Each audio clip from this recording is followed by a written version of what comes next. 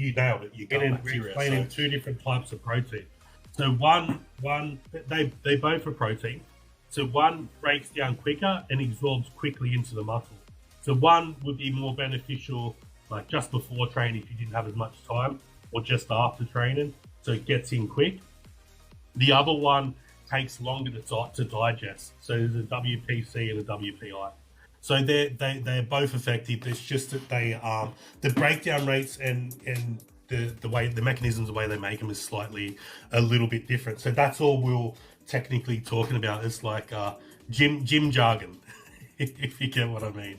But yeah, hopefully that should break that down. You understand. But yeah, like I said, if I was advising you, like I said, to take which one, you would prefer to steer to the WPI, like I said, before training or just after training, and the WPC for later in the night. But I just here's another good trick. Remember you were saying about foods and other things that you had issues with?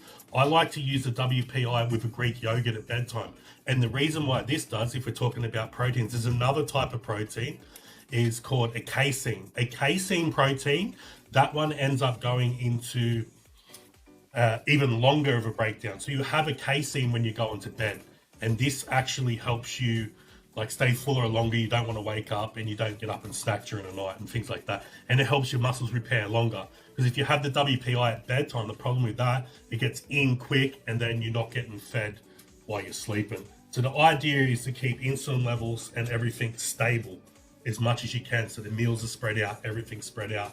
And by having this spike all the time, that messes that up. So them things help. That's why it's saying the understanding what types of foods to eat at different times and other things. And then this makes sticking to everything much easier and you don't get associated with hunger pains. I hope that helps.